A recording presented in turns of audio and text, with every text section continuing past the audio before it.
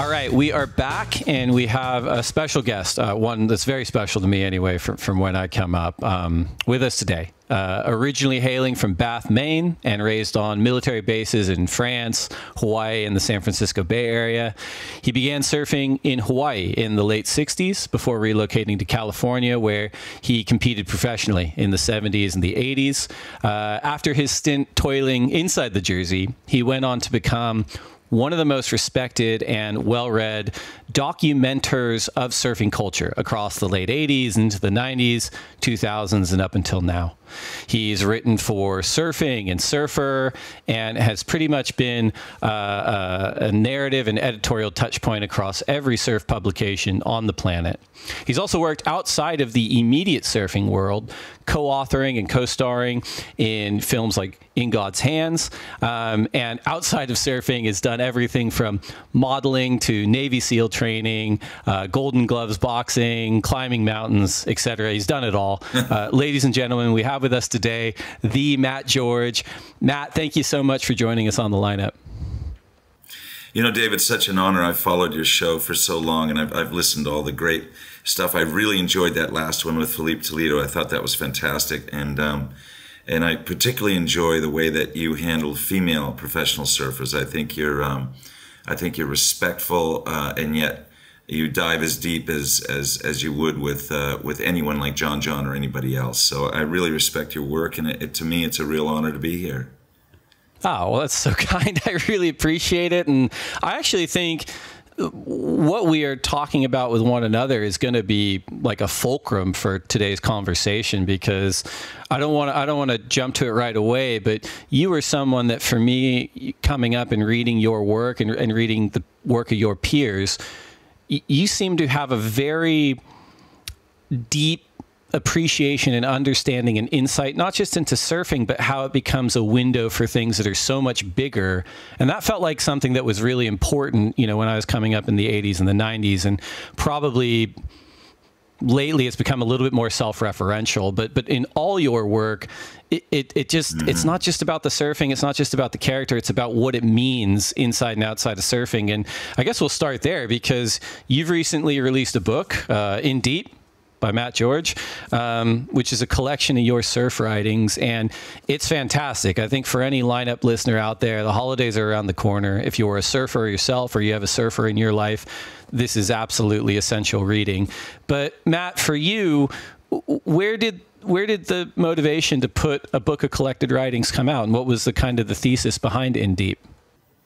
The thesis was basically a collection of, over 35 years of my greatest stories. And the whole idea was I was getting very restless with the surf media because of the evolution into technology, AI, ChatGPT, the internet, Instagram. And I just had this feeling like I have felt that surf journalism has always been so important in the written long form that I was getting concerned about whether or not I could get my stories down in one place as not only a legacy, because the stories go all the way to 2023, but also as they go down as something that I call cave paintings, right?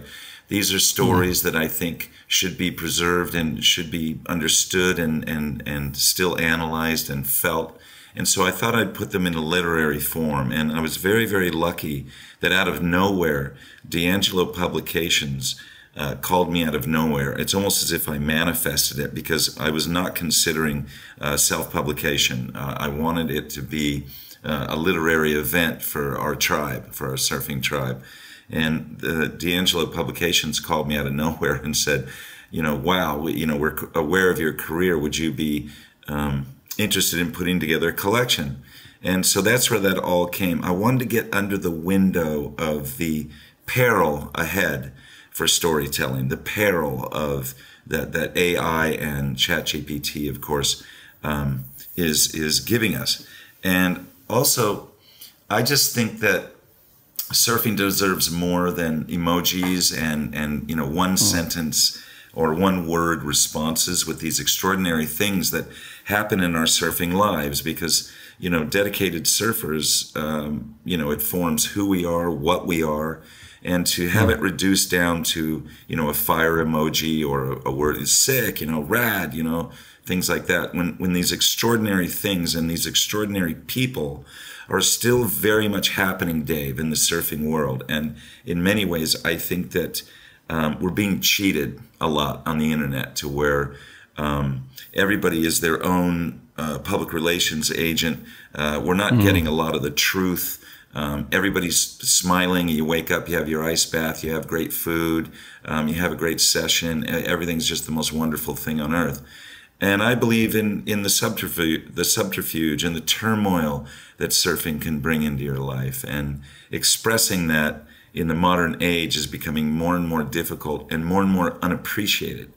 When in fact, knowing very much who these characters are in the surfing world, people who we dress like, we buy their product, we listen to them, we want to be like them, we want to surf like them, we surf their surfboard models, you know, to not know who these human beings are from the inside out, I find very disturbing. So the theme was to get all these stories down, you know, from, I don't know, 1981 or something to 2023, and to present them to the surfing world in a literary form, so that not only they are there forever, but that they become those cave paintings that I was talking about, something forever, and something that gives any surfer out there a feeling that surfing is not a goofy pastime. It's not just surfing is an aim for all of us. And the surfer who exemplifies this more than anything to me is Kelly. And when Kelly called me and said, Matt, I heard about your project, I have to write the foreword, that's when I knew I had something special for all of us. And so Kelly wrote the foreword, and that really completed the book, and that's my take on the whole theme. I thought you were just giving like an up-and-coming aspiring writer a chance with the foreword, but Kelly did all right with it. I enjoyed it. There's a lot to unpack there, I think. And you know, one thing that stands out, and again, I had the benefit of reading you in real time growing up, but even in rereading and reading for the first time a lot of these stories, is what I love about them is there is an understanding of a center of gravity within surfing, within each story, whether it's we're talking about a contest, or we're doing a profile on a surfer, or it's a solo road trip up the coast of California or down the coast of California. That seems kind of absent even in the non-AI generated current surf media. Everything feels so stratified, and there's not a consensus center of gravity in terms of what's important. Do you agree with that, both in terms of your own writing and what you've experienced outside of it today? Yeah, you know, and I still believe, I still very much believe that the great grand adventure of surfing is still available to all of us. If you're a little kid and you got your skateboard and you're in Encinitas and you're skateboarding down the street, or you're a little further away and you have a bicycle and you're headed down to the beach, or whether you're driving from the Inland Empire with your dad on that Saturday, or whether or not you're flying to the Mentawai as an adult, you know, I think that adventure and that excitement and the meaning of it all, I believe that still very much exists in our world. And I think that surfing has always had an oral history, you know. We're storytellers, all of us. Like, I don't think a single surfer I've ever known has been able to tell a story without using their hands. That's a real symbol of deep storytelling. Is almost a performance. And so I think that when we've passed these stories on, you know, throughout the generations, I really believe that every one of us has a story to tell about this fantastic, dreamlike adventure of our surfing, whether we're an adult learner, whether we're a man or woman, whether we're, you know, a little, like I said, 9-year-old kid on his bicycle, you know, going on this wild surf trip that's a mile away on his bicycle.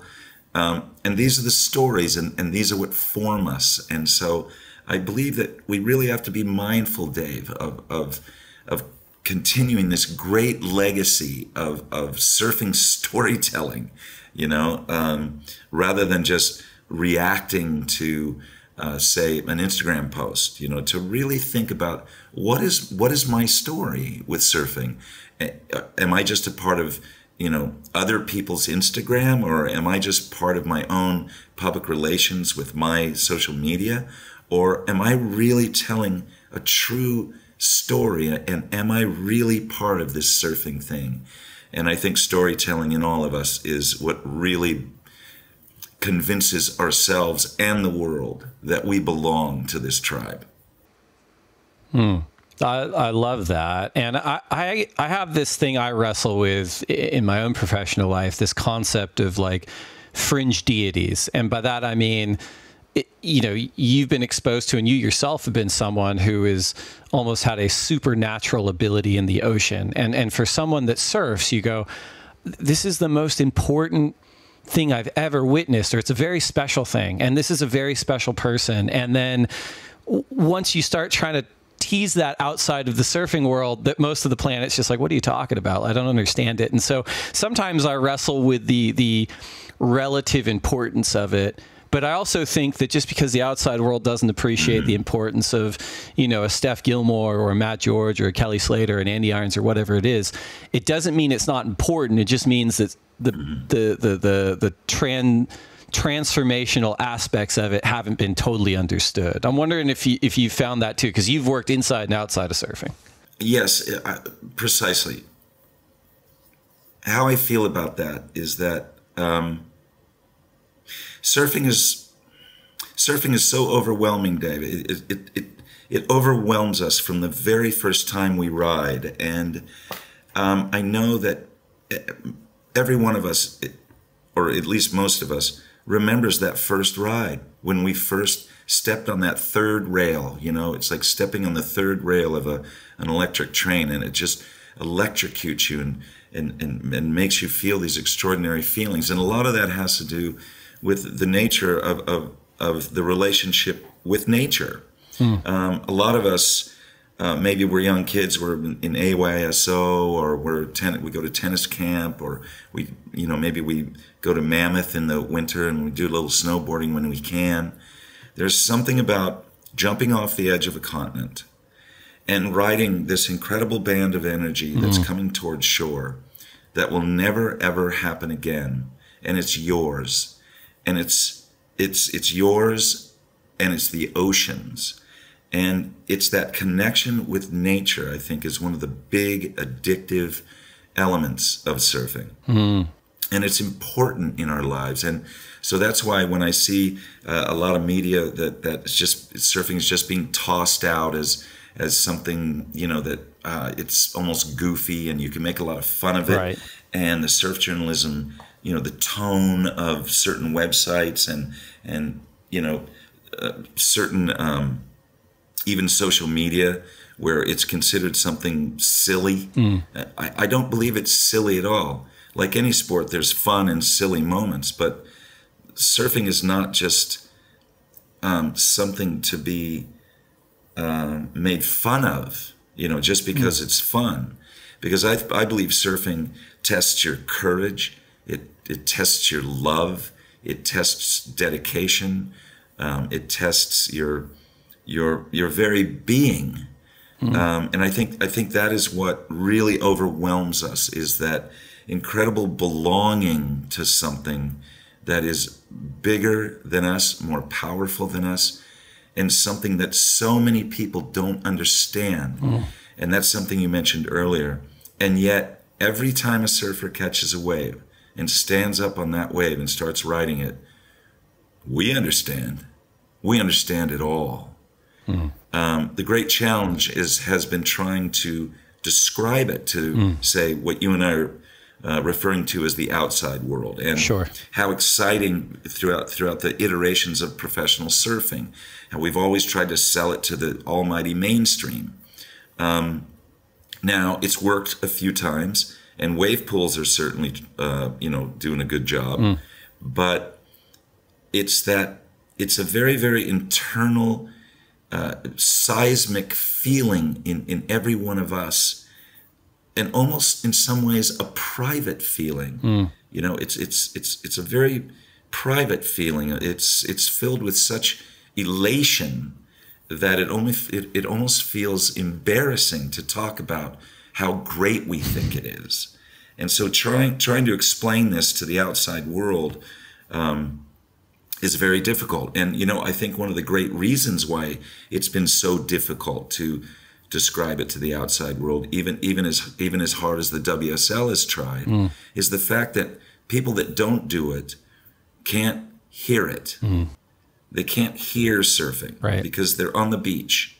And when this is taking place literally out there, you can't hear a surfboard biting the rail, biting into a wave, or the hiss of somebody surfing by you, or the feeling of the offshore wind, or the sound of a tremendous breaking wave. And it just, when you look at it from shore, and you don't surf, surfing looks a lot like a stunt or a feat of some sort. You know, when you're out there, you understand it and you get it.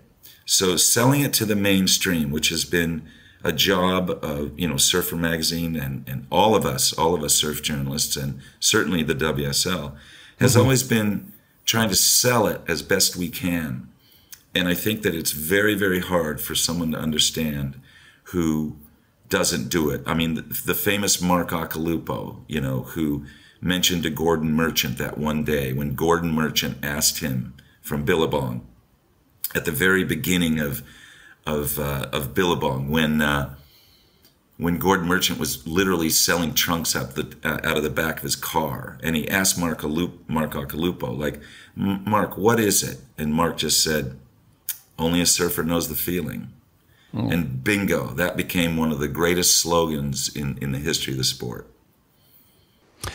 It's well said. I mean, I like to think of it sometimes as, you could argue, the ocean is maybe the most inhospitable environment on the planet to the ocean, to humans. You know, we're not meant to be there necessarily. And, you know, waves happen at arguably the most violent part of the most inhospitable environment on the planet for humans. And surfers themselves are not only required to survive in that cauldron, but thrive. And I think that both attracts a very unique type of person, and it also exacerbates the uniqueness of that type of person. And I'm not sure if you agree with that, but I'd imagine that if you do, then that obviously creates an interesting cast of characters to write about and to cover, not only throughout your decades of writing, but in a book like In Deep.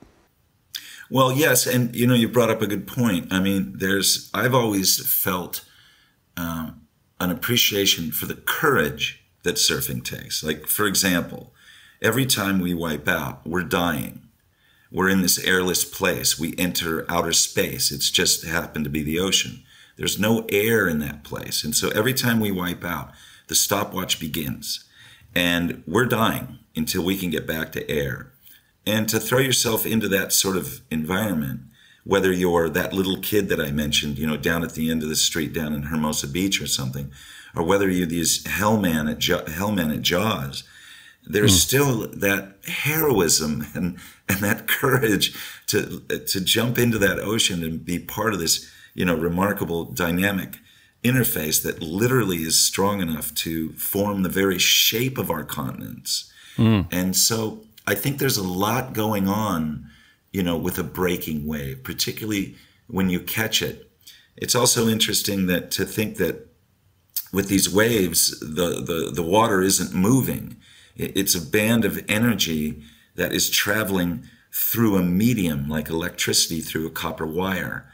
You know, we're so surrounded by waves, you know, microwaves, sound waves, light waves, all these waves, these bands of energy, and yet the only wave like this that is visible to the human eye is the ocean wave, where we see a band of natural energy created by a storm moving through a medium, and we catch it and ride it. I can only say that it would be like being at your favorite concert, and there's a crunch chord from your favorite guitar player, and that sound wave is coming towards you, and somehow you have some sort of vehicle that you could get onto that sound wave and ride it to the back of the auditorium. I mean, this is what we're doing. And I think this is why it creates that great rumbling in our heart and that great lust and desire to feel it over and over and over again. Those no thought moments, particularly when we're inside the tube, you know, that remarkable feeling of being inside the barrel, this spinning vortex of nature. And to me, it's just remarkable that our ultimate act in our sport, our ultimate maneuver, our ultimate movement, our ultimate moment is when no one can see us. That's profound. And I mean, just like your example of, you know, your favorite guitarist hitting a crunch chord, there's a temporal nature to it, right? It's you were there for that moment and you experienced it, and it's not replicable. Even if you're filming it, even if you're recording it, whatever it is, it's like you will never be in that exact moment again. And I think what you pointed out's right. It's like it is something demonstrably personal about surfing, and surfing at the highest level, where the meditation peaks performance-wise when you are completely enveloped in the wave, and it's not for anyone else. And I wonder if there's an element of that in the tension of surfers understand. It's very hard to translate that to anyone that doesn't, just by its very nature, because it is private and because it is personal. And it's also that beautiful appreciation for the ephemeral, or a deep appreciation for the ethereal. And I'll tell you someone, you'll hear me mentioning Kelly a lot, because, well, not only, you know, are we friends, but that I've followed his, you know, I've been an intimate part of his career since he was 17 years old. And like, there's a story in the book when he's 17, there's a story that happened in 2023. And if there was anyone who I've been able to discuss the ephemeral or the ethereal side of surfing, it's been with Kelly. I mean, as many Pipe Master titles as he's had, as many, you know, backside barrels that he's had, it just say Pipeline, you know, he always talks about Pipeline as his relationship with the wave, you know, and how he's told me that once he takes off on a wave, his surfboard doesn't matter, because his surfboard goes where his mind does. And this is how he's been able to complete these remarkable rides that we've seen in his career. And I believe John's doing the same thing. The whole idea of every single wave, you know, is different, of course. They can't possibly be recreated. They happen once, and that you are there at that crossroads of time and literally space, where you're together with this wave, and it's you and the wave. And to hear Kelly talk about it in that way is very inspiring. And I think everybody deserves to not only hear this sort of consideration of our sport, but to consider it and how it fits into their lives. It's a great point, and it kind of tracks back to what you were talking about before, because as you pointed out, like even for someone like Kelly to articulate that, it doesn't come in like a social media soundbite or like a post-heat. I mean, he's very good in post-heat interviews, but you know what I mean? A lot of times you just kind of hitting some quick sound bites and moving on. It goes back to in-depth storytelling, or even sort of long-form mediums where you can have those conversations and get those insights. You mentioned there's a couple stories of Kelly in the book, obviously. The book has a ton of stories. How did you go about curating, you know, your decades of work and deciding what goes in the book and what maybe is left on the cutting room floor?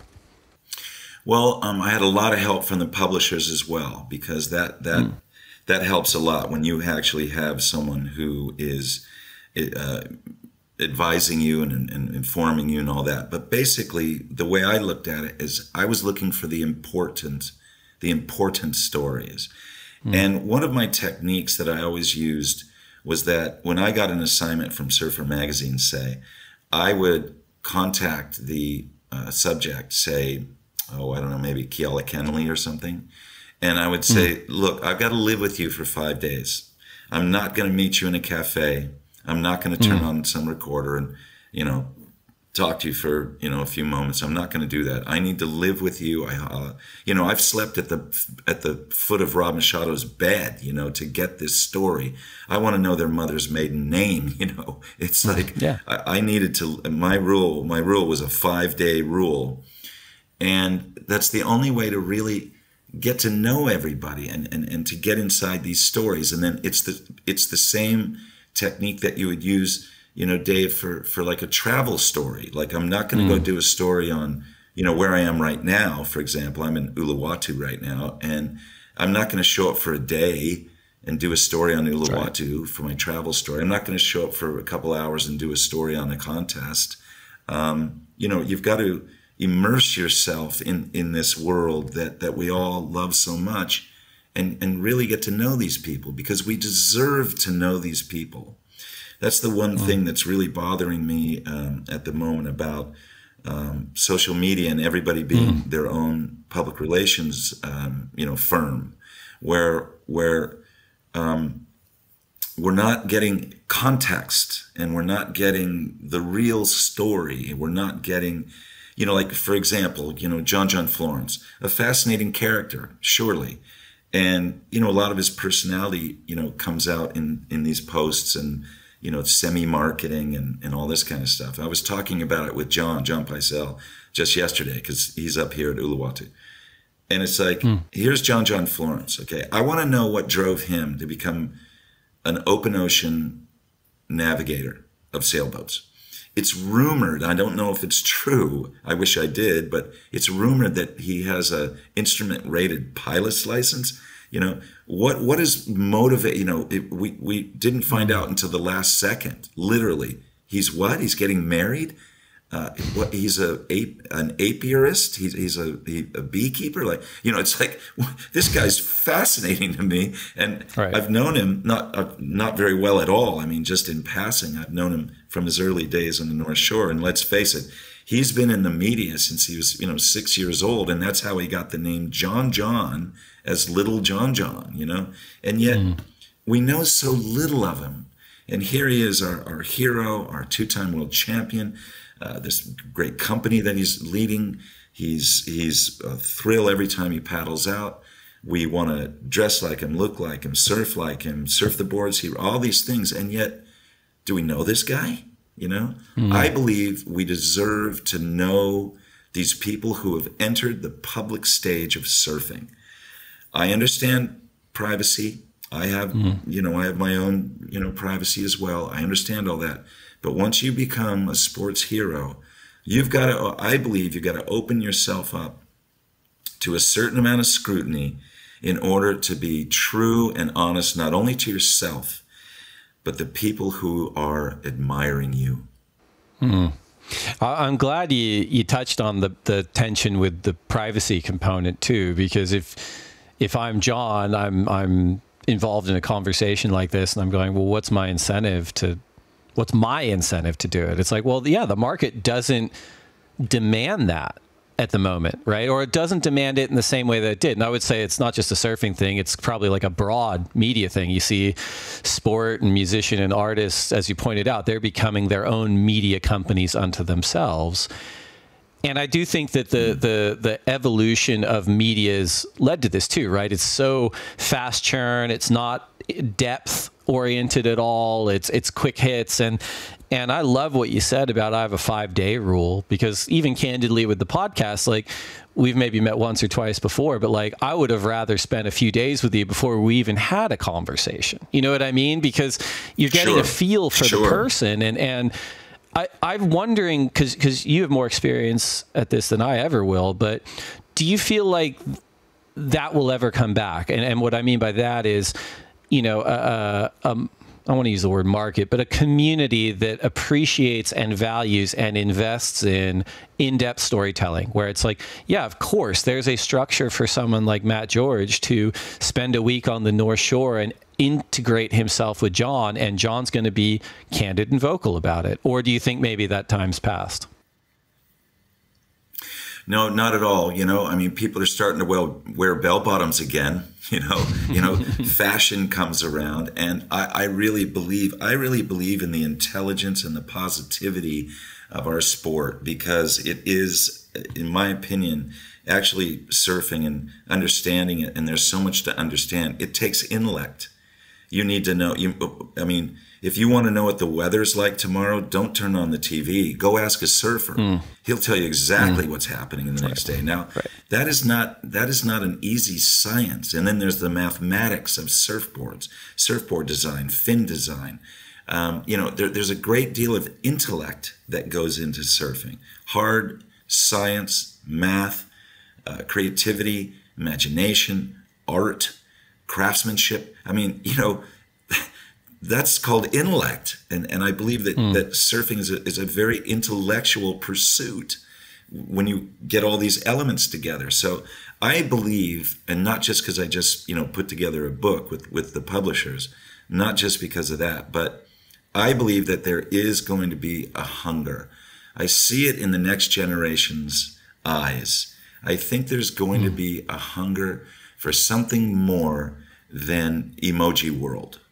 And one of the things that are scary to people is when you hear long form, like, oh no, it's going to take a long time, so they call it long form, when in fact, I don't think it's long form. I just think it's truth, and it's depth, and it's context, and it's perspective.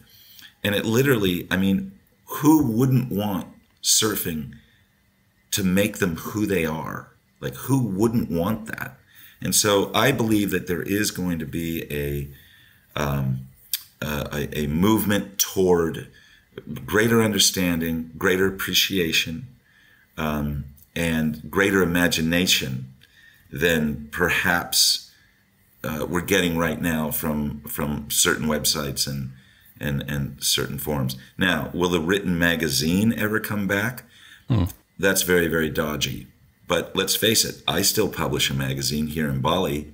I publish Surf Time magazine, as you know, and this is a tourist island, and it's in all the cafes and surf shops and all that. And, I drive around and everybody's thumbing through it, and I'm like, I don't know if the magazine will ever come back, Dave, but I'll tell you this, when someone gets that sort of media or a book in their hand and it's tactile and it's theirs, it's not the World Wide Web's, it's theirs.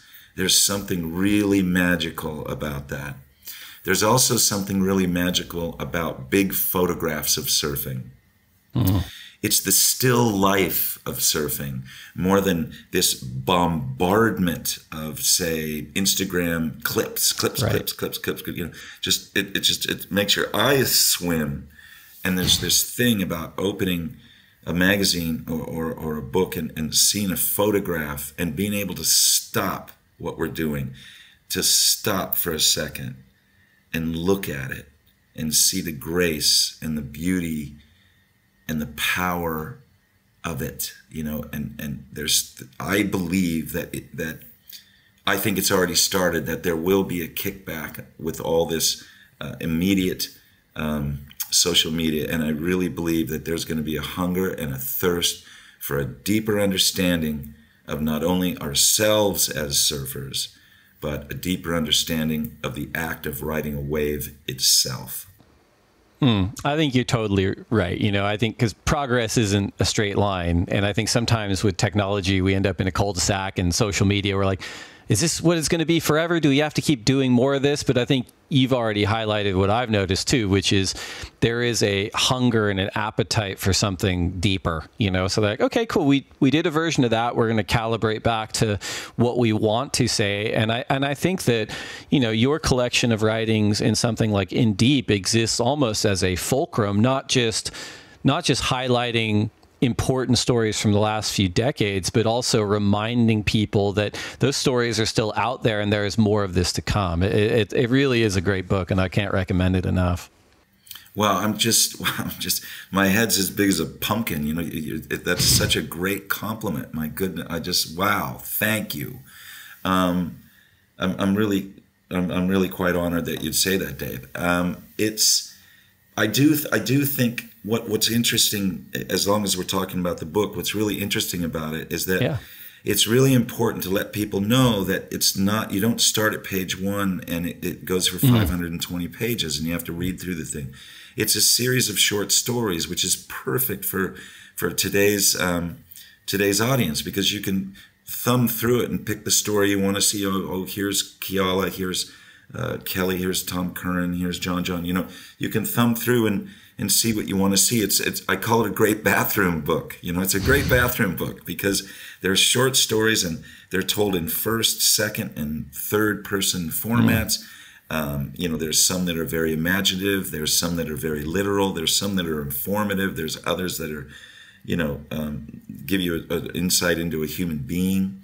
And so and there's also, I think there's a lot for the female surfers in this book, because a lot of writing, of course, is very, very male dominated. And there's profiles on everyone from, you know, Keala to Stephanie Lane Beachley, you know, Pauline Menser, you know, there's Tyler Wright, you know, there's also something for the female surfers out there in this book. And look, man, I'm not trying to sell anybody any insurance, and I'm not trying to sell my book. I'm just saying that this book is something that you can thumb through and enjoy. And if you get into it, I believe it will make you a better surfer on the face of a wave, because it will let you know that you can relate to these people and their trials and their triumphs, just like your trials and triumphs. And these adventurous places that are in the book where I went, these wild travel stories, these contest stories, these are the dreams that we all have, the dreamscape of surfing that's out there. And by thumbing through this book and choosing the stories you want to read, I believe it will fuel your fire, and it will make you a more enlightened, and it'll make you a better surfer physically on the face of a wave. I love it. The book is called In Deep. We're going to take a quick break to get a word in from our sponsors, and we'll be right back.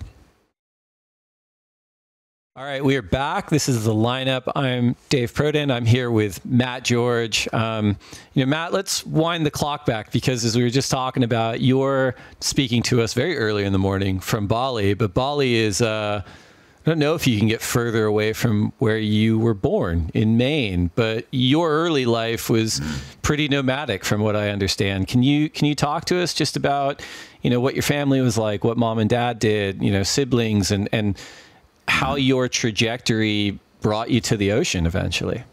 Sure, that's easy. And the Navy had a lot to do with it. I was born to a Navy family. My mother was a school teacher, where I believe I got my my reading skills and my writing skills. And my father was a fighter pilot in World War II.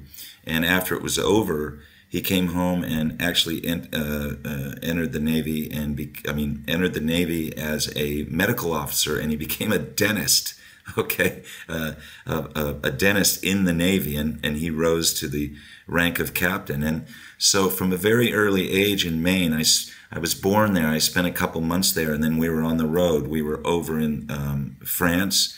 My first language was French. Of course, I forgot it all. And then we were in the central desert of California, in El Centro, California, inside San Diego.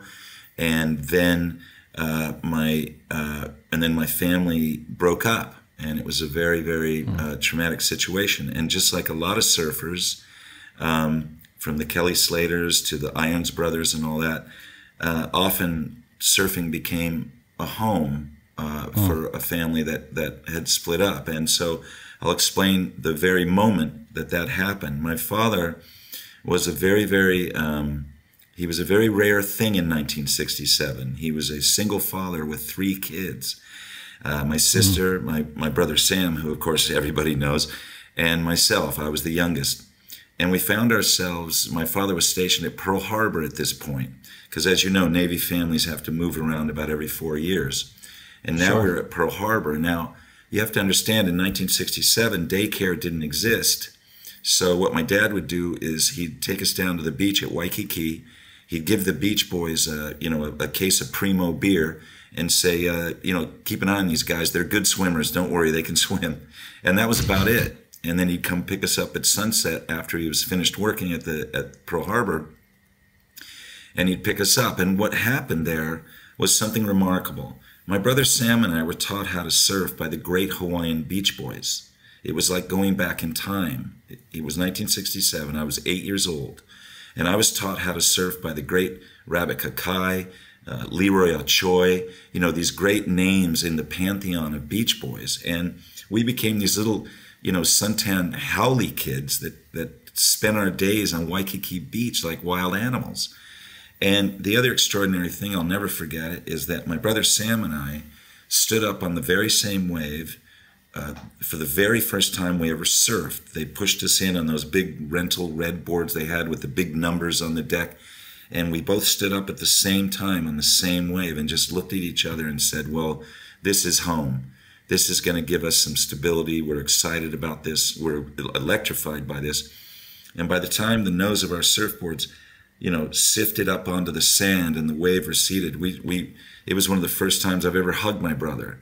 We hugged each other and just went, this is it, man. This is it for the rest of our lives, And that was just an electrifying moment. And we have never looked back. And I've always been so very, very proud of my brother, who from that humble beginning with his passion in surfing eventually became what I considered the leader of the free world as the editor-in-chief of Surfer Magazine, and myself running around the world, not only as a professional surfer, but then also, being able to move into journalism and continue my surfing journey as an observer of it, as an inside observer.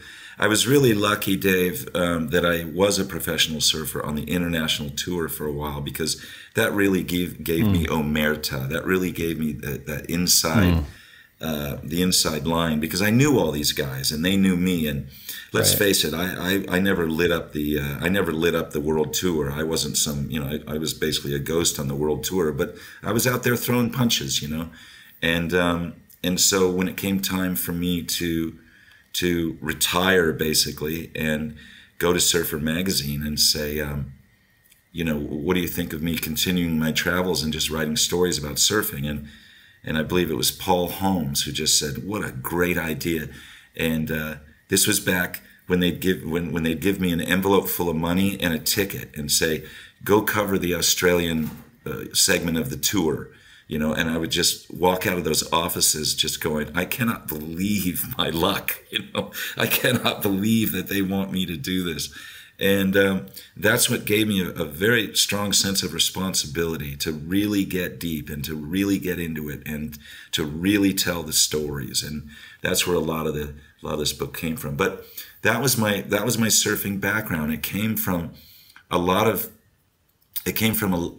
lot of surfers come from, the Mick Fannings, the Kelly Slaters, these people who come from a very humble background with perhaps, some tragedy in their life or tragedy in their family. A lot of people, one point I try to make about Kelly is that when I met him at 17 years old, he was living a very humble life. You have to understand so many people, because he's so extraordinarily talented. Everybody thinks he's had this silver spoon or this golden spoon, and it was just, so easy for him. That is not the case.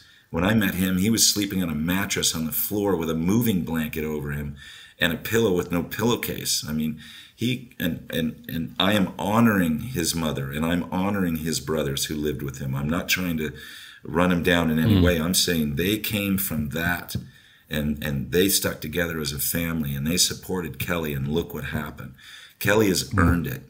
Tom Curran came from a background where he lived underneath a freeway underpass, practically, with his dad building a boat in the front yard and in this little tiny house. When my brother Sam and I found Tommy at a very young age, and we noticed that he was such a prodigy, and he became part of our surfing tribe in Santa Barbara when we were growing up in Santa Barbara there with the rise of Tom Curran. And these surfers, or Mick Fanning, Mick Fanning came from the Gaza Strip of the Gold Coast, and these guys rose from very, very humble beginnings. And surfing provides that home, this place outside any sort of subterfuge that you have at home. And it becomes a new kind of home for all of us. And so that was my surfing early days, was spent in Waikiki in Hawaii, which I'm very, very thankful for, because to this day, I've never had a problem in Hawaii, ever. I've never had a localism problem or any kind of problem at all. And I was so honored as I grew older and, made In God's Hands and made Wind on Water on the Big Island. I hired all my friends, the Kealanas, everybody. And so I feel so honored that I've been able to be considered a Kama'aina. And it's all because of this nomadic Navy early background that dumped my brother Sam and I on the beach at Waikiki that day. Yeah.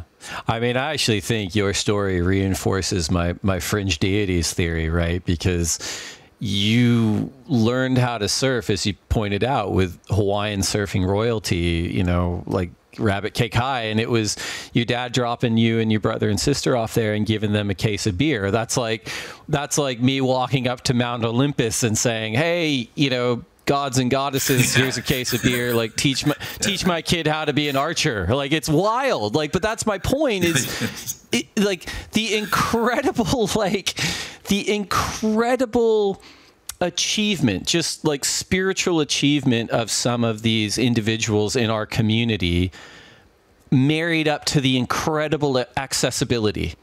Right. And that's something that's so unique in surfing. We talk about all the time. It's like, I'm sure he wouldn't appreciate it, but you could paddle out and warm up with Kelly Slater before his heat at Lower Trestles or wherever you want. You can't walk onto the basketball court and shoot free throws with LeBron James. Like, it's just a different community, and it's an incredible, that's an incredible origin story. Talk to us a little bit about the move to Santa Barbara, and just, I know you touched on it, but just your development as a surfer into a competitive surfer alongside your brother and, the Channel Islands group and Tom Curran. Because that, we had the good fortune of speaking to your friend Jimmy Medico a couple months back, and he's got a great book just about that time period, and you're featured quite heavily in it. But talk to me just about that era and you striking out as a competitive surfer. I'm striking out on the tour, not as a heat surfer. Well, it was the most remarkable time, probably the most remarkable era for me and my professional surfing, because my brother Sam and I, we were eventually stationed at San Francisco on an island in the San Francisco Bay at a Navy base called Alameda Naval Air Station. And we went from being Hawaiian little beach boys to being inland San Francisco Bay Area freezing water surfers. Now, this was a very dark period of my surfing, because I was still very young. This was early 70s, and I was 13 or something. And you want to try to get to the beach from inland Bay Area, and then once you get there, it's Ocean Beach and it's 20 foot, and you weigh 80 pounds and you've got your little board under your arm, and it was a terrifying time. And now and then we'd get down to Santa Cruz, and we'd get my father, who supported our surfing as much as he could, we got wetsuits, for the first time, and we're out at Pleasure Point and this sort of thing. And so what happened from there is our surfing desire was never diminished. So when it came time to go to school, when it came time to go to college, my brother went to San Luis Obispo. He went to Cal Poly San Luis Obispo. And I followed him there. And we began our professional surfing. Our ambitions were born in a remarkable place, and that was when we lived in a little place called Cayucas, California, on the Central Coast. And yeah, the waves are rough and it's freezing cold and the whole thing. And what I learned there, as I grew into my own surfing strength, was that I refused to live and surf anywhere that wasn't beautiful to me, because something that's always been very important to me is looking towards shore while I'm surfing and being part of that natural beauty as well. Because I always felt that the ocean, that the land doesn't stop at the edge of the sea, it just goes underwater. So that land, that beautiful land of the Central Coast of California, was important to my surfing because I was surfing literally over that land. And it was a very strong belonging. And I think I got that from Waikiki, looking in from surfing Waikiki and seeing the Manoa Valley. And so when it came time for us to get a little more serious about our surfing, we found ourselves drawn to Santa Barbara and its perfect waves because we'd had enough of the very rough surf of the Central Coast. So we found ourselves, we landed in the early 80s there in Santa Barbara, and it was nirvana for us. All the point breaks and like the ranch, you know, I've swam into the ranch. I've run in, I've walked in, I've sailed in. I did anything I could do to surf the ranch, you know, me and my brother and the whole thing. And when we met Tommy, when he was very young, when we saw him surf one wave, I remember at a place called Hammond's Reef, my brother and I looked at each other and said, he's going to be world champion. He will be a world champion. There's no question about it. His skill was like watching Kelly Slater. When I watched Kelly Slater for the first time, it's like, oh, well, he'll be a world champion. And so Tommy became part of our tribe. So now we had this great Santa Barbara tribe that remarkably involved Al Merrick shaping our boards, the very first thrusters that he ever shaped. We had Tom Curran. We had our own photographer and Jimmy Medico, our dear friend. We had everyone that was around that whole Santa Barbara scene seemed to be on their way to eminence. There was just something about it, and we wanted to be part of it. And that's why when we went down to Southern California and, say, surfed in the Caton contest or something like that, we'd all go down together as if we were, like I said, we never just went surfing. We deployed, you know. We were on a mission, you know, and that came from the military background, you know. Everything was just this wild, fun adventure. And, you know, we'd have Tom Curran in the back and to watch him rise and rise in power.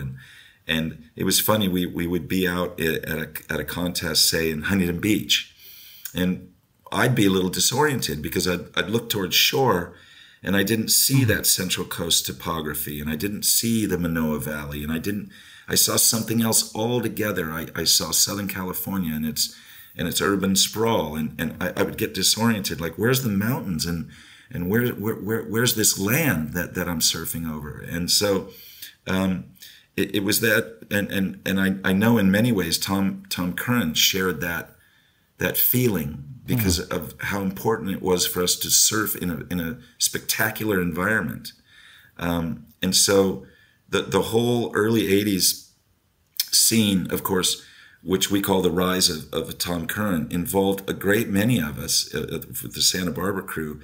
And of course, the importance of Al Merrick coming into his miraculous stage of shaping these surfboards that Kelly Slater, Rob Machado, Kim Merrick, Elisa Anderson, I mean, the list just goes on and on and on. And it was because his boards were these magic carpets, which were clearly the best surfboards in the world, clearly. And we were the test riders. We were the guys giving the feedback. It was an extraordinary time, and I'm so happy that Jimmy was able to put together that beautiful book because it really describes how influential that group of people went out into the world. Tom Curran, Sam became editor of Surfer Magazine. I became who I was, you know, and many, many more, you know, Rob Machado, Lisa Anderson, you know, these incredible, you know, eminent characters in our sport. And it's because of this alchemy of having Al Merrick, surfers like Tom Curran. We had journalists, we had photographers, and we were just it was a perfect petri dish for progression and for adventure. And we took it on. We really took it on.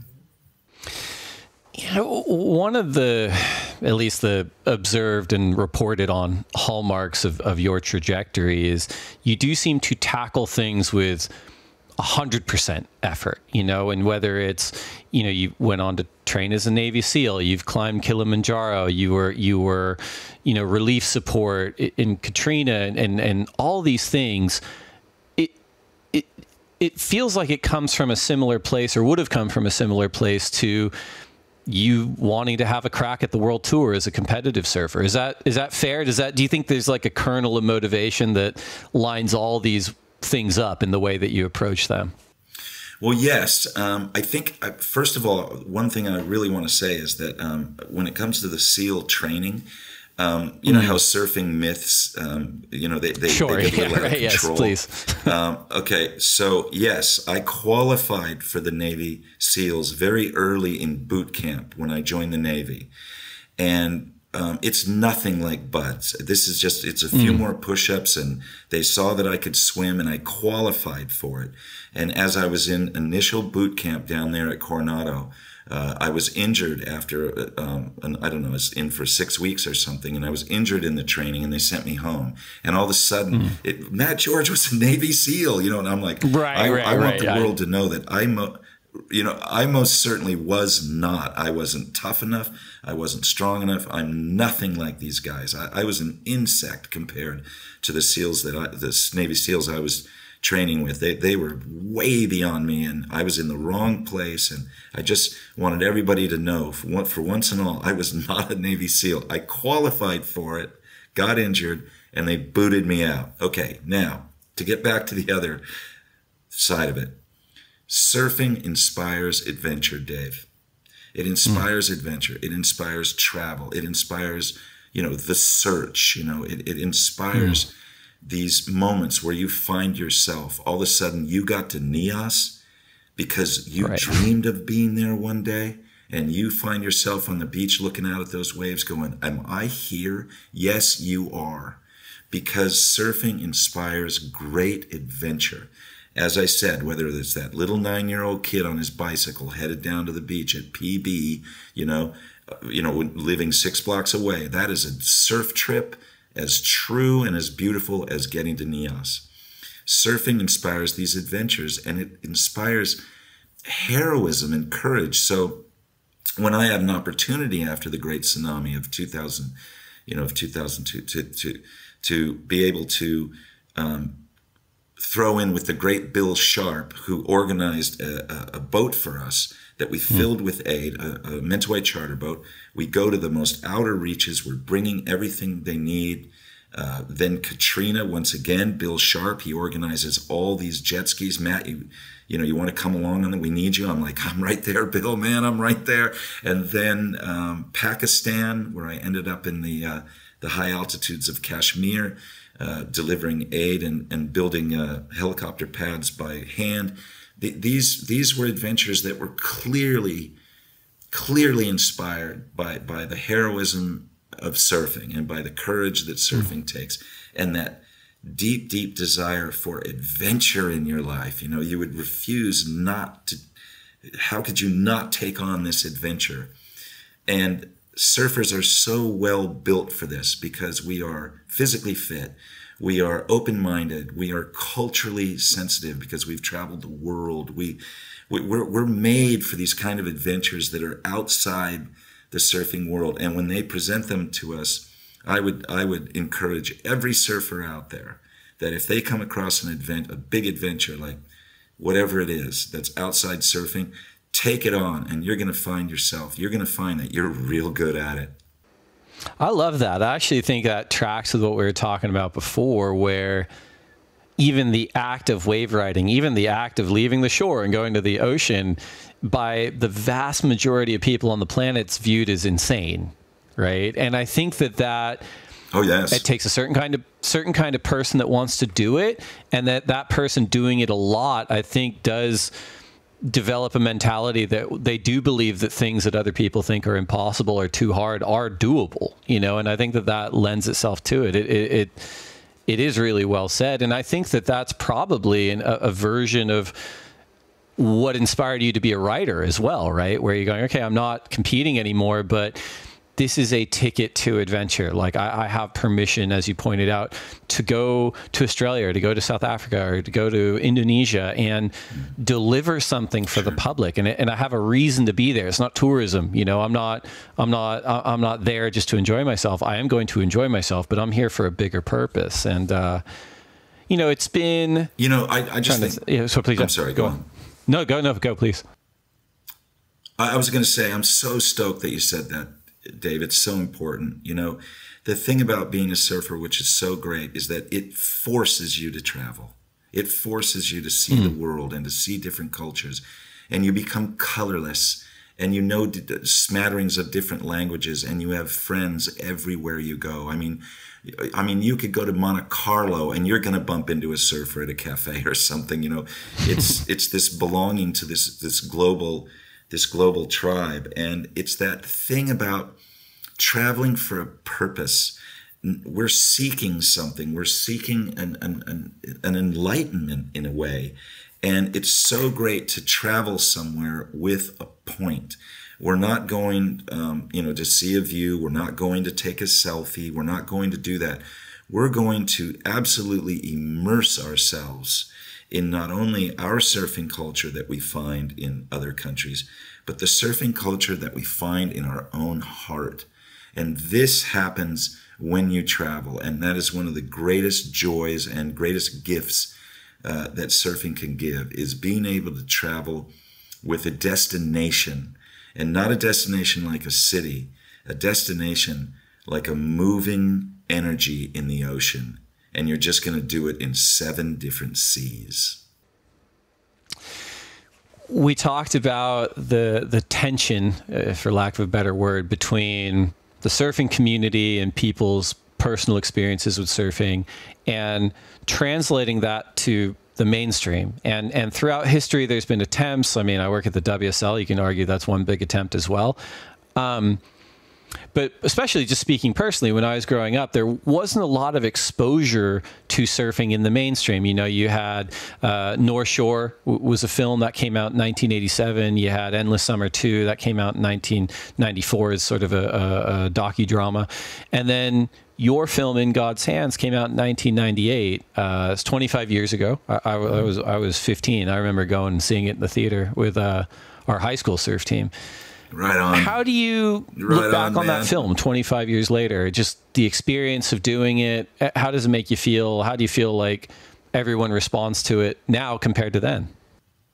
Well, first of all, I speak of it with great, great pride. I mean, can you imagine when Hollywood knocks on your door and you deliver a script and they say, okay, we're going to make it, and then you get to travel the world with your best friends making it? Shane Dorian and Matty Liu, you know, the other co-stars in this, I think that I'm actually going to write a book about, and I think it'd be very entertaining, about what happened behind the scenes of In God's Hands. One of the most extraordinary, I look back at it with great pride. Look, of course you can laugh at it. Of course it seems goofy. Of course Hollywood completely destroyed the thing like they destroy any surfing movie. You know, they don't get it. But one thing we did right, Dave, is when they asked me, what's wrong with surf movies? And I said, believe it or not, it's the surfing. Surfing is the problem. Because the stunt work is horrible. Some guy, the hero takes off. He's a goofy foot at pipeline. Then they cut back to it, and now he's wearing a wetsuit and he's going right at Steamer Lane. You know, it's just the most horrible, horrible stunt work. And I said, look, here's what we're going to do. We're going to get surfers to act. Now, the acting isn't going to be very good, but I can tell you what, I can guarantee the surfing. I'll tell you that. And since we're taking on Jaws, I know the guys. I know them, okay? We're going to go with Shane Dorian and Matty Liu, both hellmen, you know? We're going to do this. And I wasn't originally, I didn't want to be in the movie in any way. I thought this was a big Hollywood career move for me and all this, and I didn't want to mess up my chances. There were some surfers. There were some guys that were really interested in taking on this role. Matthew McConaughey, who's the other guy? It'll come to me. It'll come to me. At any rate, there were people, but in the end, they just said, Matt, the way you've written this, you know, you're the only guy that talks like this. So, you know, it's going to have to be you. And so, you know, we all talked it over, and Shane and I and Matty decided, all right, we'll do this. We'll do this. So I look at it with really great pride. When I wrote the script, I originally based it on Homer's Odyssey.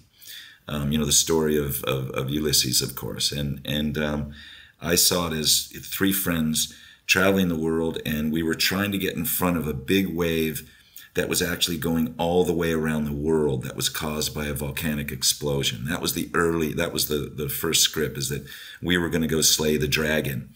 And it just sort of spun off, and there were some goofy moments. But if you look at the surfing in that movie, it is without question the most exciting, most sincere, and the most real surfing that has ever appeared in any movie. I will accept that challenge from anybody.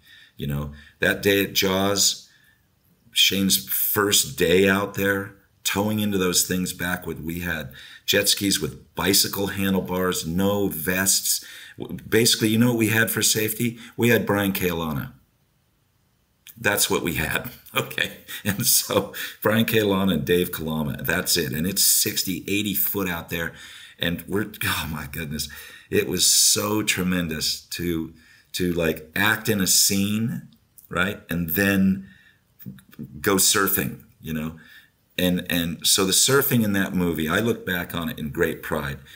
And everything else that happened in that movie, whether you didn't like it or whether you thought it was goofy or anything like that, the tremendous story of three surfers like us getting together and making that movie happen, I think it's one of the most extraordinary stories in the history of surfing. And I think, quite frankly, it should be well appreciated, Dave. Well, I'm glad you talk about it that way too, because I think so much of like whatever mainstream attempt happens in surfing, a lot of times people will go, oh, I didn't like it or whatever, it didn't speak to me, blah, blah, blah.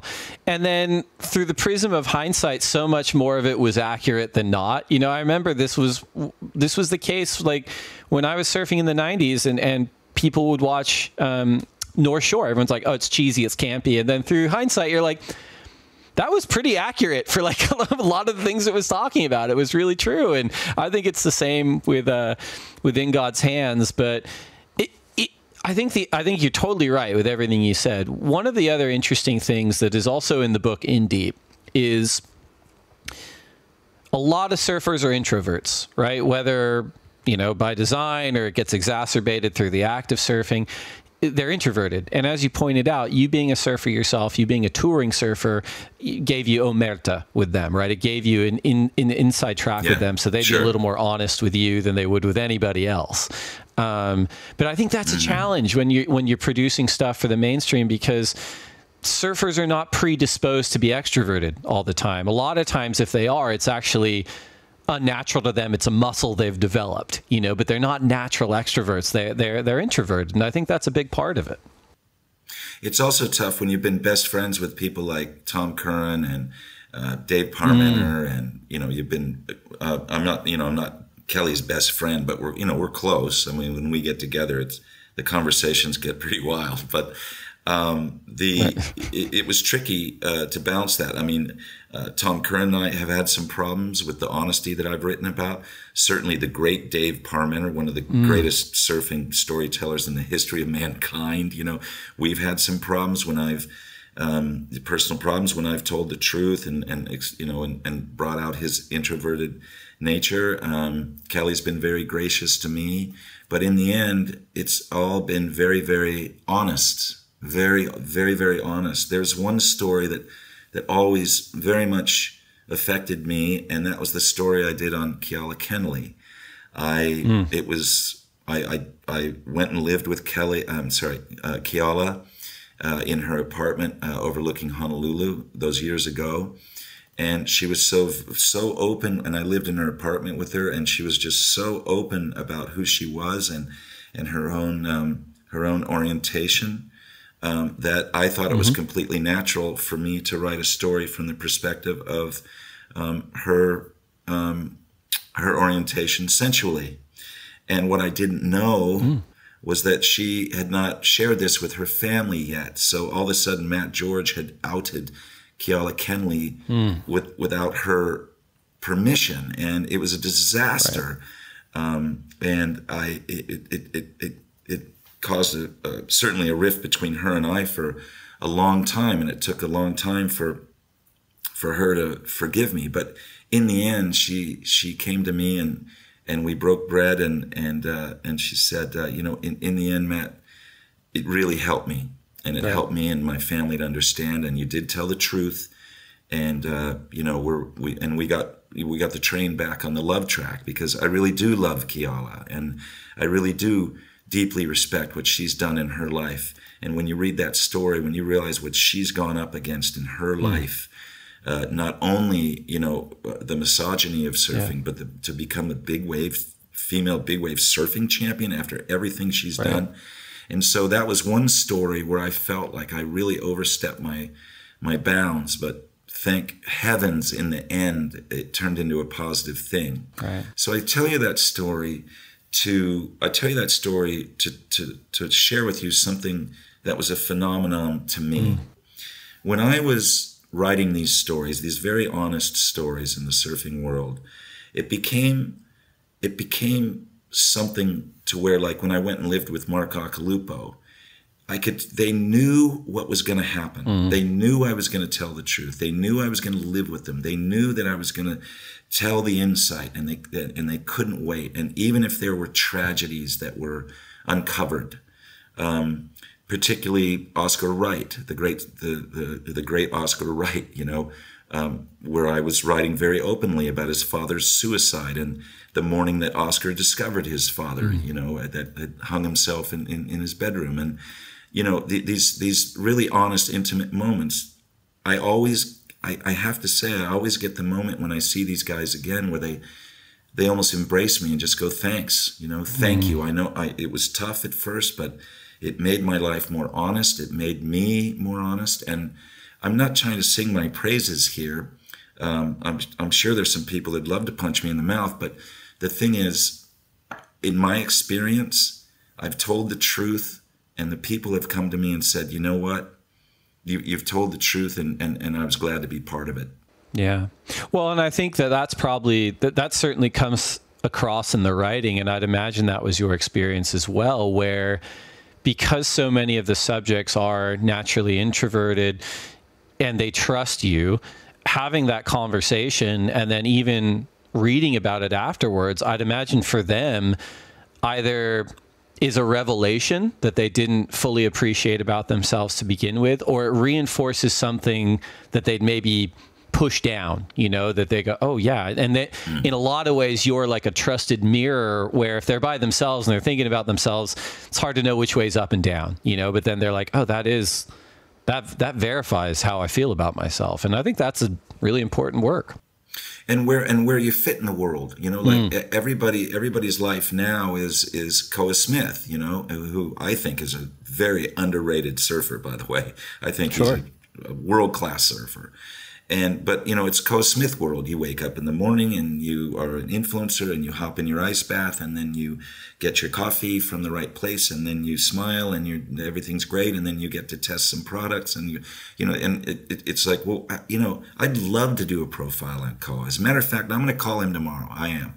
And I'm going to say, Koa, I want to do so. I want to really know what's going on because he's such a modern surfer. Like he is the modern surfer outside the professional realm. Like he's not a Kanoa Igarashi. He's the other surfer. He's the free surfer. And how are these guys doing this? And Koa is very, very engaged. He's a red hot surfer. He's North Shore. He's an influencer. He's, you know, he's 90-second barrel rides at Skeleton Bay. And, you know, he is talking to us the best he can. But I would really like to, him and John, I think, are my white whales. You know, I would someday really like to, you know, pull back the curtain and really get inside what all this is about, this new modern influencer surfer. You know, Nathan and I are friends. We have a lot of fun. Nathan Florence and I are friends. We have a lot of fun. We can talk about books and stuff. And we do the commentary of the annual Rip Curl Cup, and not many people know that he is a great commentator. He is fantastic. I can't believe that he doesn't do more guest things with the WSL contest because he's tremendous. And we have a lot of fun at the Rip Curl Cup here every year at Padang Padang, you know. And so, yeah, I'd really like to get in behind some of these surfers and have a forum somewhere, Dave, online where you could have a more context, more depth to get to know these people who are literally influencing us. I think that's such a good point. And Koa Smith's such a good example because he probably feels like he's overexposed in a way. He's like, I'm sharing everything. I'm sharing what I do at Sunrise Shack. I'm sharing my Wim Hof breathing. I'm sharing all this stuff. And I think that's sort of like, that's hitting the right notes for a social media influencer, but, and not to crap on it, but it's like, those are kind of shallow notes of information for everyone. What you're getting at is like, we want to get under the hood and talk about like in-depth driving tectonic things. And to your point, that's not really a common thing at the moment in the surfing world, but it's hugely desired. And again, I think when people read In Deep, they're going, yeah, where is this? We want that now. And maybe it is happening, but it's just not, as you pointed out, in a concentrated place. Well, I'll tell you what's happened with the book tour. I just got back here where I live in Bali. I got back after my California book tour, and I was really surprised. We had this big Malibu event that was just packed, and I was like, you know, I'm an experienced public speaker, but my throat was pretty dry. I mean, there was, you know, everyone was there, a lot of celebrities. You know, Laird showed up, and you know, the whole thing, and I'm like, God, people are taking this seriously, and I've got to read this to them, you know. And then the California Surf Museum, which is a fantastic surfing museum. I don't know if you've ever been there, but yeah, it's amazing. The California Surfing Museum in Oceanside is amazing. Jim Kempton, my old editor at Surfer, has done such a great job. But doing the reading there, and then doing a reading at, well, even the Catalyst Surf Shop, where Matt Biolas set me up at his surf shop, and you know, Kelly showed up and everyone was there, and it spilled out into the street, and I'm like, there's something going on here, Dave, because people really responded to these public events. I was astonished. I thought I was going to be the lonely guy sitting there with a pen. Hey, you want a book? I'll sign it for you. You know, that's what I thought I was going to be. And in the end, there were these surfing happenings. And when I got to stand up in front of and read, say, the story of Lane Beachley, or excerpts from, I don't know, my Northern California, whatever it was, it was such an honor, and it gave me a lot of hope, and it felt so good to be able to share this, and even in the young people's eyes, and this is why I made it a collection of stories rather than some memoir or something, you know. Even the young kids, there were 11-year-olds that were sitting cross-legged close to the stage, looking up at me, just enthralled. And it sounds like I'm banging my own gong, but I have to tell you honestly, it was an electrifying feeling, thinking that story time still exists, and it's still important to all of us to tell these stories, and to gather like this, and to share these stories, or, you know, around the campfire, you know. And so, I don't know, it was a real thrill for me. It was a thrill, and I really hope that there is a movement to come back to that sort of togetherness. I agree. We're going to take one more quick break to get a word in from our sponsors, and we'll be right back. All right, we are coming back from break. This is the lineup. I'm Dave Prodan here with Matt George. Matt, we've talked about it a little bit. We are talking, I'm here in Oxnard, you are in Bali, and that's somewhere where you've been living for a few years. So what was the reason for moving to Bali? It's surfing's Shangri-La, so I don't have to think too hard about it. But in your own words, I'm curious as to why the move, and what's kept you there, because it has been a few years. I've been here for 13 years now. And what brought me here was, of course, it's the greatest international crossroads of the surfing world. So you have that, and it was really an emotional decision. Really, I have been coming here since 1984, and I've always really loved and regarded the Indonesian spirituality. You know, that you can't get away from it here. You know, everywhere you go, there's the temples and the ceremonies, and it just felt like the right place for a surfer, because surfing is such a spiritual act to me, and it's such a connection with, you know, the cosmos, you know, and it was just the sights and the smells and the exotica after having traveled as a Navy kid all my life, and then I travel as a touring surfer, and then I travel for the next 35 years as a surf journalist, it's like, I couldn't end up in, I couldn't end up in Encino. I had, and, I had to be someplace exotic and wild. And it was a very emotional decision. At the time, I was delivering an ocean catamaran from Langkawi, Malaysia, and I was supposed to be, I'm part of the crew, and I was supposed to be helping deliver it all the way to New Zealand, right? This was going to be a great surfing adventure. It was going to be a great story and the whole thing. And I remember as we sailed past Krakatoa and we sailed past these wild places, and, I've been so intimately involved with Indonesia.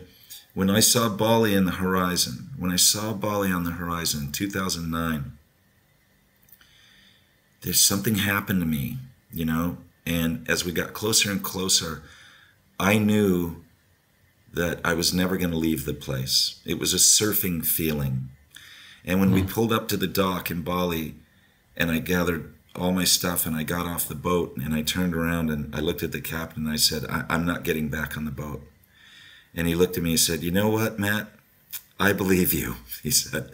I said, I'm never leaving this place. I'm not going to leave Bali. And he goes, you know what, Matt? I believe that too, And so it was that feeling of when the Hawaiian feeling of mana, Dave, where particularly on the Big Island of Hawaii, where you can feel the energy of the island coming up through your bare feet.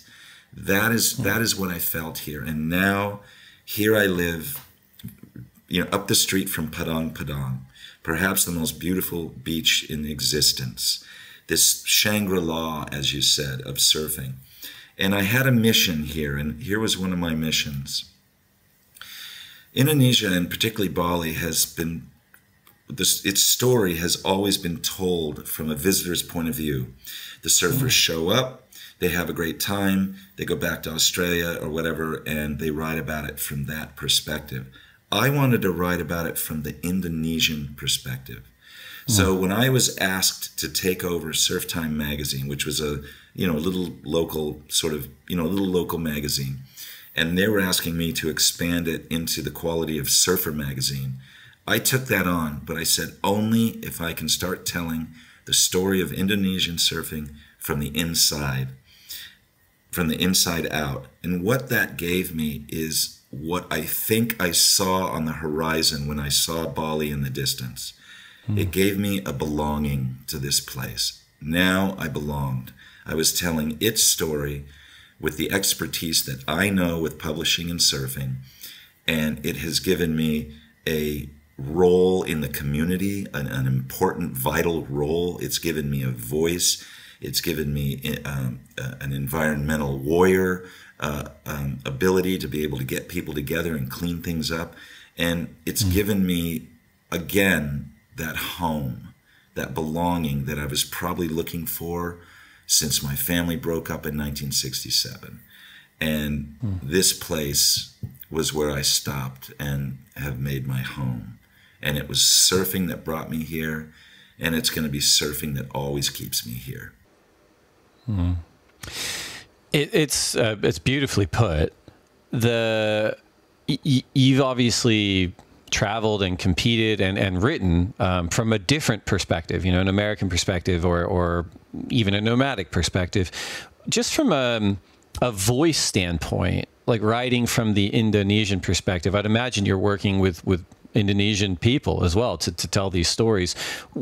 What could you articulate, like key differences, just journalistically or just storytelling wise, between what you've seen written about Bali from the outside and what you're experiencing writing about it from the inside? Sure. It's the spirituality. You have to remember, like, here's an extraordinary moment. Jerry Lopez comes here, many years ago, and he still does, of course. But when he first showed up, here was a surfer that was brown of skin. He had dark black hair that was cut in a bowl cut, and he was slightly built, like a lot of Indonesians. Sure. It can be said. Lithe and a dancer's body. And when they saw him surfing as gracefully as he does at Uluwatu and G-Land and these places, it lit the fire in the Indonesians to know that someone that looks like them doing this, that means they can do it. And doing it as beautifully as Jerry did with his natural yoga beliefs and his spirituality, it made the transition of the Indonesian surfers able to go to the sea with their powerful spirituality that they have here, with their, beautiful Balinese Hindu beliefs, and they took those into the water. I mean, let's face it, Bersilancar, the name for a surfer here is he who dances upon the water. And I mean, I don't know, it's a little different than, what we're used to. And it's this spiritual aspect of their surfing here. And so the surfers here became very graceful as well. You look at the Rip Curl Cup, where you have 8 Indonesian surfers facing 8 international surfers. And you tell me who's beautiful out there, man. You tell me who's still surfing like Gerry Lopez in a modern way.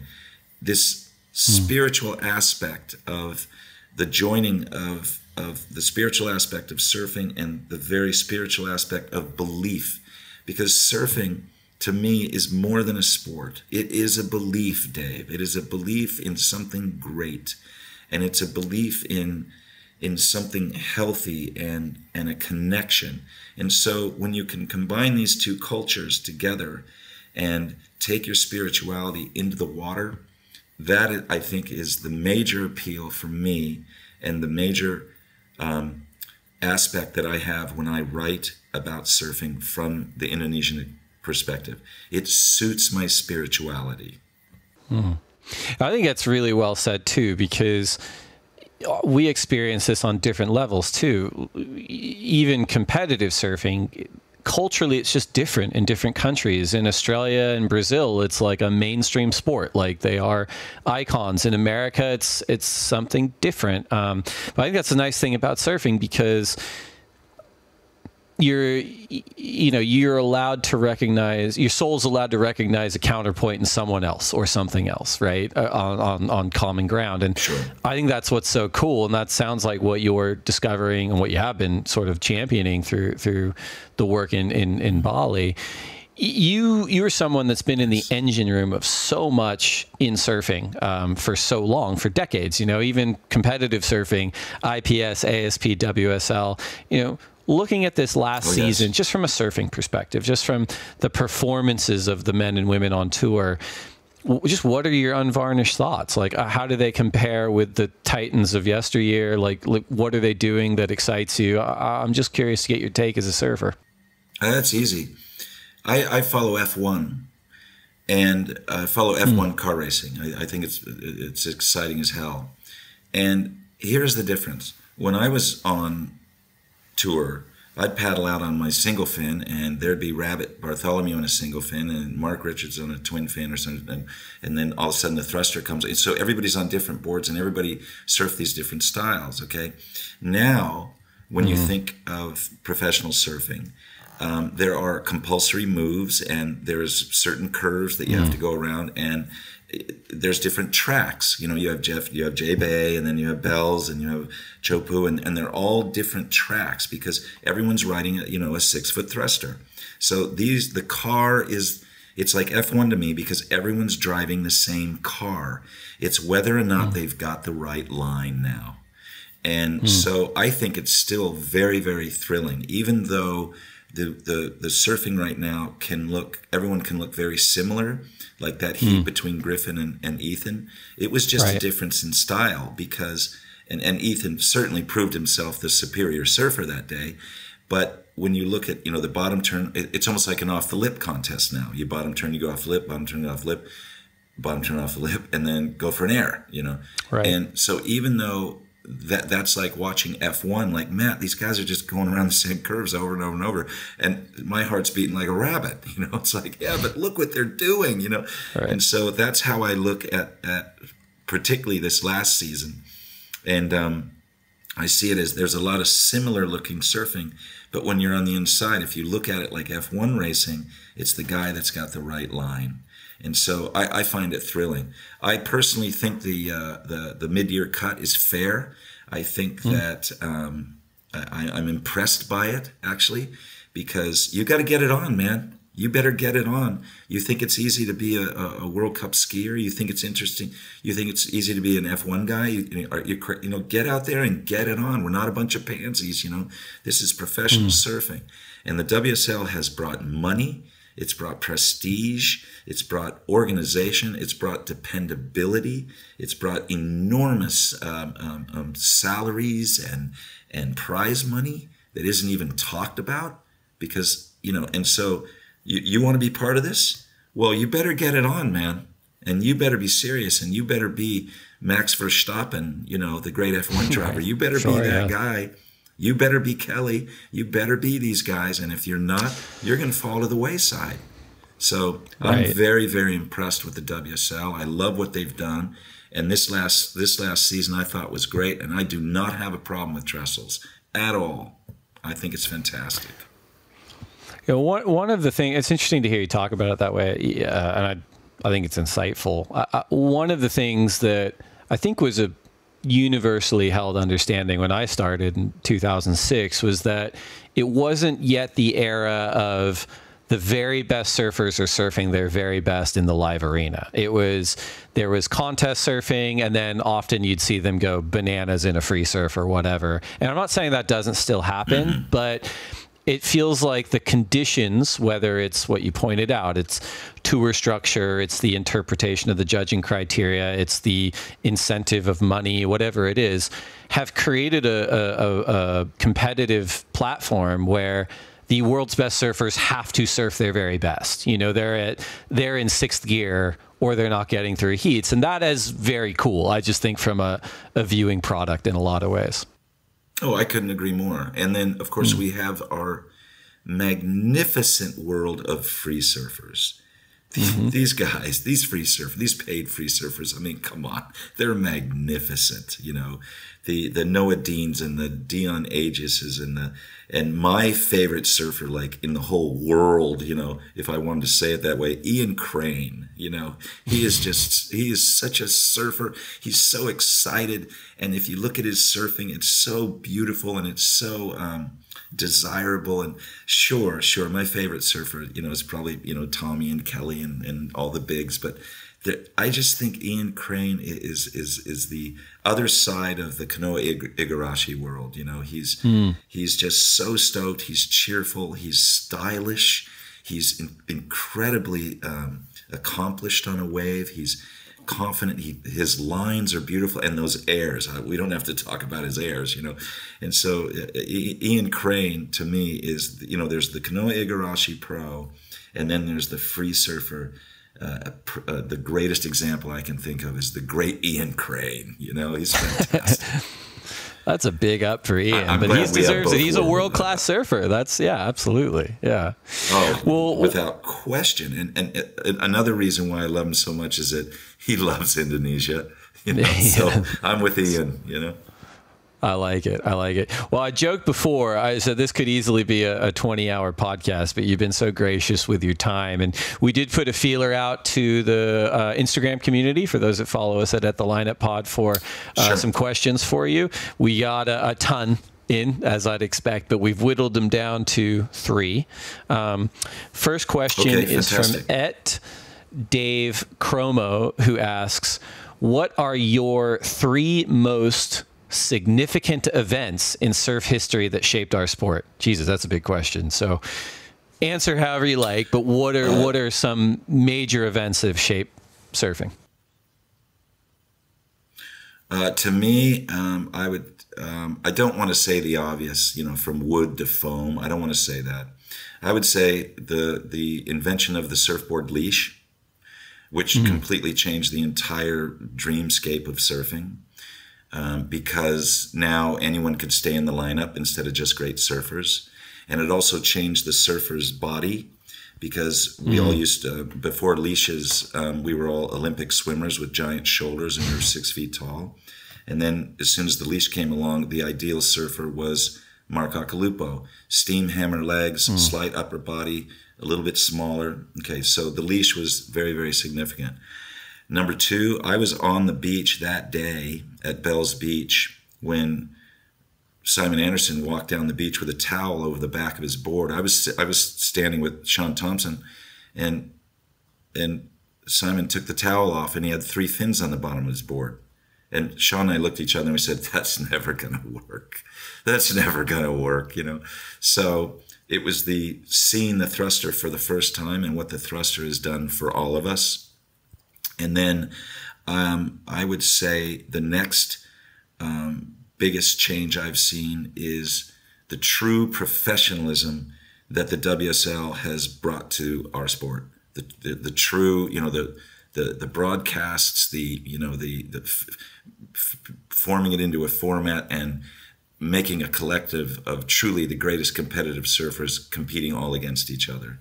I have to mention one more to this young man or woman that sent this question in, and also the incredible development of female surfing. I think Carissa Moore should surf against the guys, and I think she would win. I believe that the development of female surfing is a wildly significant landmark in our sport, how we've accepted it and how far they've come. Fantastic stuff. Good answers. I really enjoyed it. All right. Okay, the second question is from Too Cool for Megan, who asks, if you could only choose one person today to write about as your last profile piece and you have unlimited access, who would it be? Well, personally, I just want to thank this person for that question, because that is a great question. And may I say, it would be John Florence. I think he has a lot to say, a lot more than he's saying. I think he's fascinating. I think he's multifaceted, and he's my great white whale. I hope someday, John accepts me into his life and lets me do a Matt George profile on John Florence. Yes. I love it. Last question that we got from the Instagram community is from Neil Ridgway, who asks, "Hey man, who cut your hair?"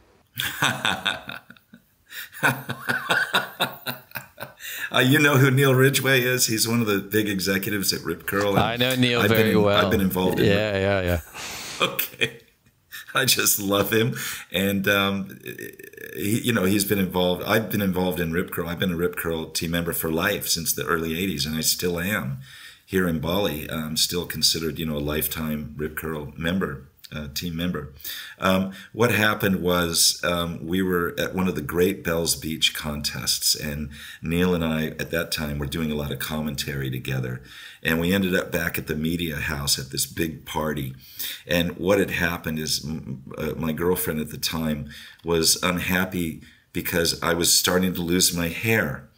And I was still trying to hang on to it, Dave.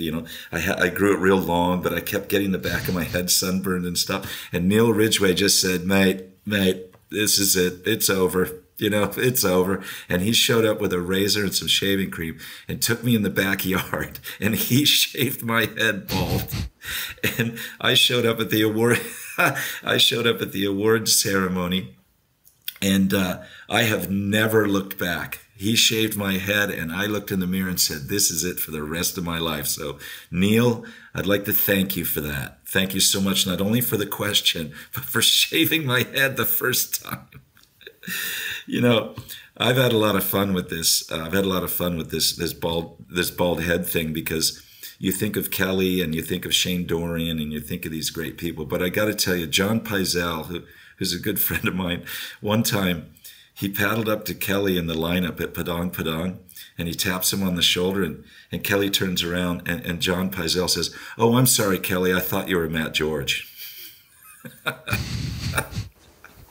So I've had a lot of fun with this bald head, I got to tell you.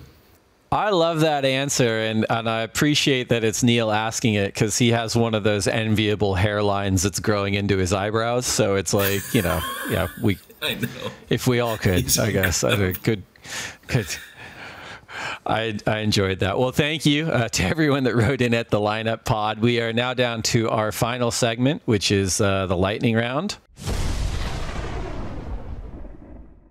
So here are 10 questions for you to answer as quickly as you can. First question. Okay. And I got to keep them real short. You could only have one. Keep them short? Well, whatever you like. Yeah, try. See See how it goes. Okay. If you can only have one board setup for the rest of your life, single fin, twin fin, thruster, quad bonzer, or finless, which would you choose? Mid-length, 4-fin. Coffee or tea? Tea. Burrito or pizza? Oh, burrito for sure. Come on, that's a surfer's food, man. Last book you read? Lord Jim by the great Joseph Conrad, which, by the way, is the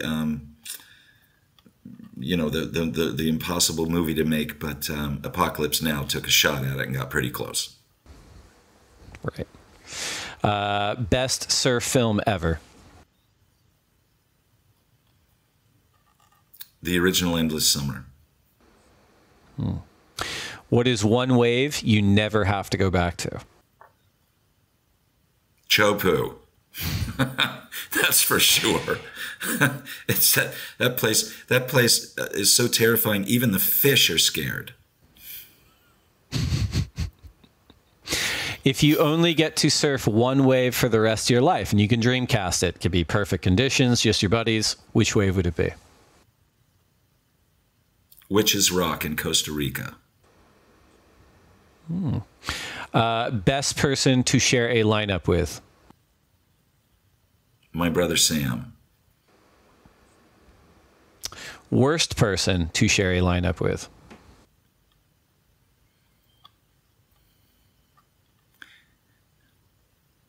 Jerry Lopez.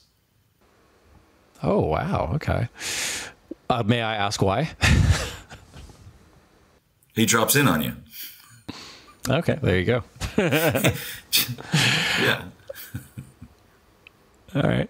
Last one. Finish Although I this love sentence. Jerry. Don't get it wrong. I mean, yeah, sorry. I love Jerry. I want him to know that. I love Jerry. That was said with a lot of fun, Jerry. Don't, please. Hey, I think if you have to be dropped in by anyone, Jerry Lopez is at everyone's top of the list. You're like, why would you, right. I'm into it. And I said that. Okay, okay, last one. I will next achieve a state of happiness by continuing to surf and continuing to tell the stories of surfing. Well, Matt George, this has been a personal and professional honor for me to get to speak with you. I've been a fan of yours for so long. Thank you for the podcast. Everyone needs to check out In Deep. And yeah, man, I hope we get to do this in person next time, whether it's me there or you here or us somewhere else. Well, Dave, I really look forward to it. It was an honor for me. I look forward to seeing you again. And you know what? I got to say it. I'll see you in the lineup. Thanks, Matt. I appreciate it.